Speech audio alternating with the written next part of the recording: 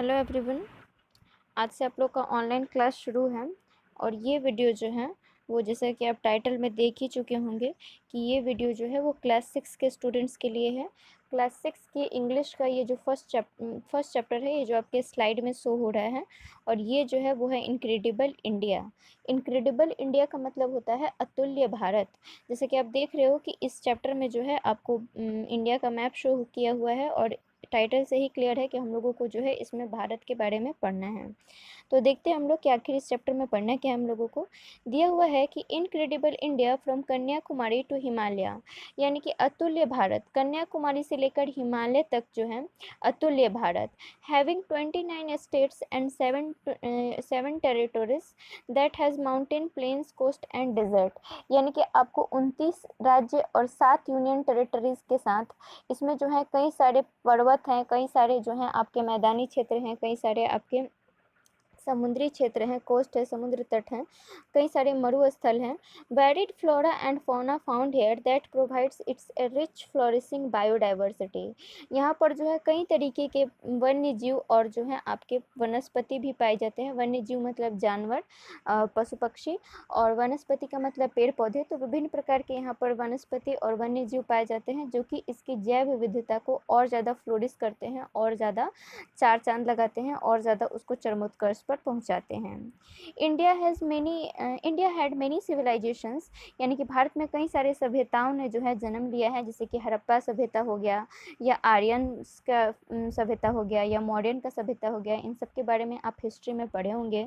India's economy is ever booming and currently the third largest growing, यानी कि भारत की अर्थव्यवस्था भी जो है वो बड़ी ही तेज़ी से आगे बढ़ रही है। और फिलहाल में अगर देखा जाए वर्तमान में, तो अभी जो है भारत आपको दुनिया के सारे अर्थव्यवस्थाओं में से तीसरी सबसे ज़्यादा तेज़ी से ग्रो करने वाली अर्थव्यवस्था बनी हुई है।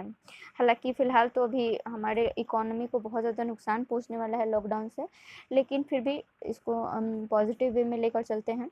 India has Amity with all the Nations, यानी कि भारत का जो है सभी राष्ट्रों के साथ अच्छे संबंध है, अभी अच्छी मित्रता है, चाहे वो अमेरिका हो, चीन हो, अफ्रीका हो, या भूटान हो। India land has given birth, यानी कि भारत की भूमि ने जो है कई सारे जीनियसेस को, कई सारे जो आपके महान विद्वान हुए हैं उनको उन्होंने जन्म दिया है, चाहे वो अम्बेडकर हो जाए, चाहे वो नेहरू हो जाए, चाहे वो अब्दुल कलाम हो जाए, या फिर जो है आपको गांधी जी हो जाए।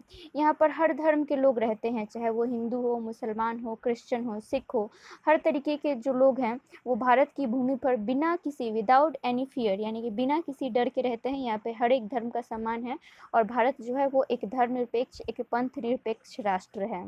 India is really incredible. ये सारे जो भी हम लोगों ने गुण पढ़े भारत के, ये भारत को सच में मानने पर मजबूर करता है हमें कि भारत सच में जो है बहुत ही अतुल्य है।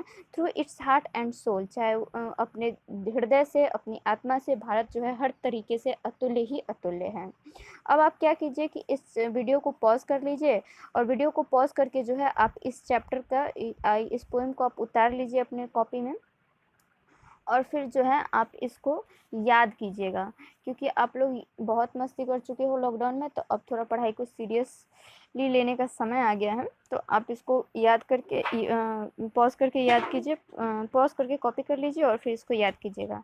हाँ, पॉज करके ही उतारिएगा, क्योंकि मैं फिर आगे बढ़ जाऊँगी तो आप लोगों को दिक्कत होगा चलते हुए वीडियो से उतारने में। जिन लोगों के पास बुक है उनको उतारने की ज़रूरत नहीं है, बुक है तो आप बुक से ही याद कर लीजिएगा। लेकिन जिनके पास किताब नहीं है वो लोग इसको अपने कॉपी में उतार लें, इंग्लिश की कॉपी में, और फिर जो है इसको याद करें। और याद करके सुनाना भी है अपने घर में, अपने पेरेंट्स को, अपने भैया को, अपने जो भी बड़े हैं गार्डियन उनको। अब जो है यहाँ पर आपको कुछ वर्ड्स दिए हुए हैं, वर्ड्स आपको उतारना नहीं है, बस मैं समझा दे रही हूँ।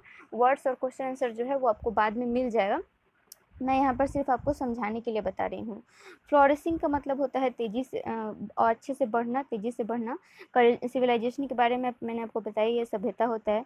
बूमिंग मतलब तेज़ी से बढ़ोतरी होना, और इनक्रेडिबल का मतलब अतुल्य, जिस अविश्वसनीय होता है।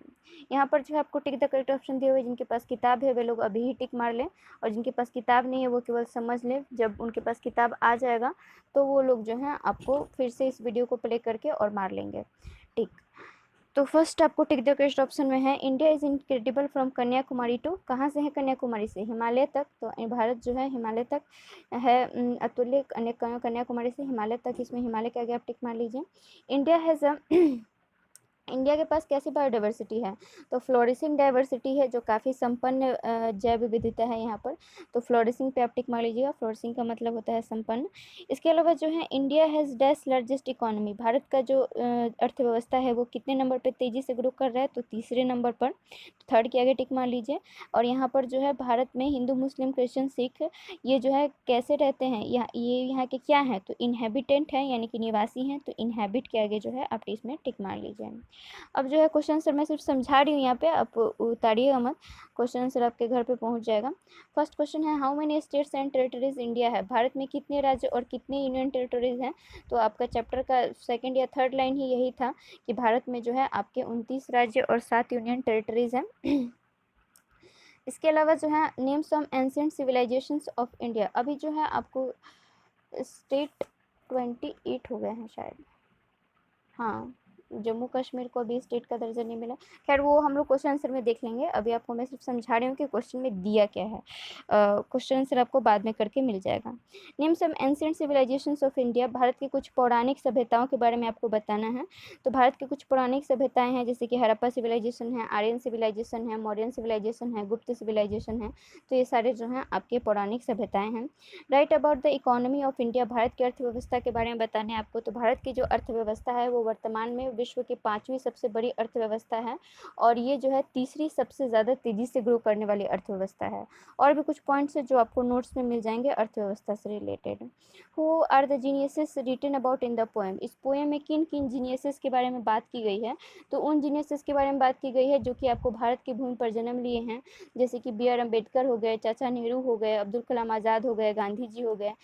ये सारे जो हैं आपके जीनियसेस है अपने अपने फील्ड के, जिनका चर्चा जो है इस पोएम में किया गया है। पीपल फ्रॉम विच रिलीजन, यानी कि भारत में किस धर्म के लोग रहते हैं।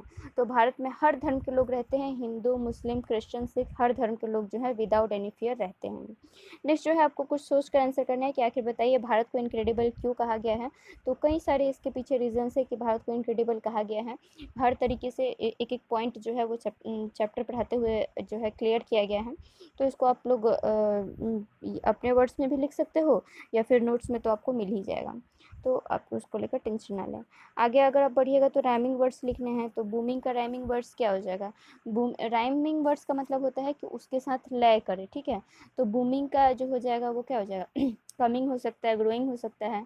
फियर का हो जाएगा डियर, हेयर का देयर, सोल का होल, WHOLE होल लिख सकते हो। तो ये सारे राइमिंग वर्ड्स हो जाएंगे इसके, ये सब आपको मिल जाएगा नोट्स में भी। थोड़ा सा मैं मैच द फॉलोइंग भी बता देती हूँ। बूमिंग का मतलब क्या होता है, तेज़ी से ग्रो करना। 1 का डी में मिला लीजिए, जिसके पास किताब है वो मिला लीजिए, जिनके पास किताब नहीं है वो बाद में वीडियो प्ले करके मिलाएंगे। बूमिंग का हो जाएगा सडनली, इंक्रीजिंग। इनक्रेडिबल, इनक्रेडिबल का मतलब होता है अनबिलीवेबल, तो अनबिलीवेबल्स में टिक कर लीजिए, ये उसको मैच कर लीजिए। फ्लोरिसिंग, फ्लोरिसिंग का मतलब होता है ग्रोइंग वेल, तो उसको फ्लोरिसिंग को बी वाले से मिला लीजिए। और सिविलाइजेशन में जो होता है किसी प्रकार की आपकी सभ्यता होती है, कल्चर होता है, संस्कृति होती है, तो उसी को हम लोग कहते हैं, तो इसको सी से मिला लीजिए। अब आपका फर्स्ट चैप्टर जो है वो यहीं पे ख़त्म होता है। आप इसको पोएम को याद कर लेंगे उतार कर आराम से कॉपी में, और इसको याद करेंगे। अब आज के लिए इतना ही रहने देते हैं। Thank you very much. जय